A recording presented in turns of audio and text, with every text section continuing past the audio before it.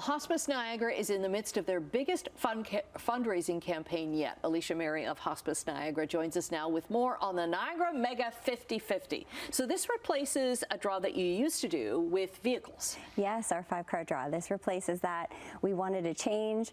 We thought our buyers wanted more prizes more often and more excitement. And that's money. Yes, and more money. That's right. Yeah. And already the 50/50 draw is up to what? We're just over 173,000 right now.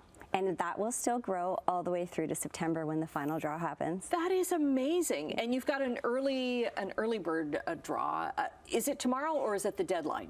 Tomorrow is the early bird draw. We're giving away $10,000 cash, and then we have 2 more $10,000 cash early bird prizes, one in July, one in August, and then we're giving away a Chevy Silverado. We wanted to keep a little bit of that 5-car draw still with us. Okay. So we're giving that away in September, a couple days before the grand prize draw. That is amazing. And you can buy tickets online then? Yes, at mega5050.ca. Okay. Okay, so that's the money. That's fabulous. Yeah. Also, the care given at Hospice Niagara is fabulous. So you have one hospice now in St. Catharines, Yes. about to open a second one in Welland. Yes. That one opens end of August. Everything looks good for construction, and we are going to move really quickly to get our furnishings in place because we want to be able to help people as fast as possible because there's a wait list just to get to the St. Catharines site, so we want to help many more people at the Welland site as well. And then there's ground being broken in the summer in Fort Erie. Yes, so we'll have 3 hospices by the beginning of 2027, let's say, just in case construction takes a little longer, in Niagara, which will be 30 beds for all of Niagara, just to have hospices closer to home.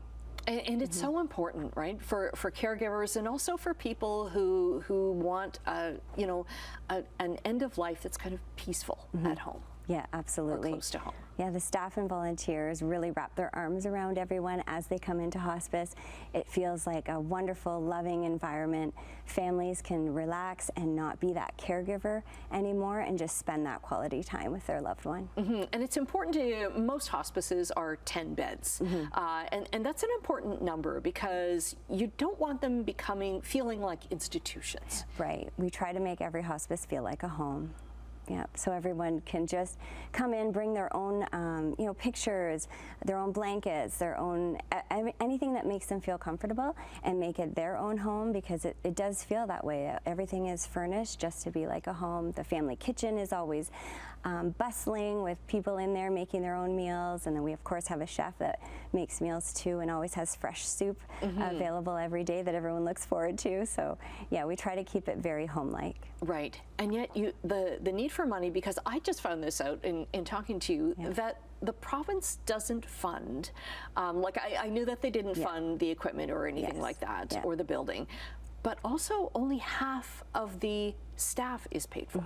The clinical staff, yeah, so only half of the funding comes from the Ministry of Health. The remainder we do have to fundraise, which is why we do lotteries like the Niagara Mega 50/50 and all of our other fundraising events and campaigns throughout the year. But it's quite critical because we're looking at about $3.5 million this year just for Hospice Niagara to fund the 2 hospices, all of the staff, the hydro, the heat, the food that we provide.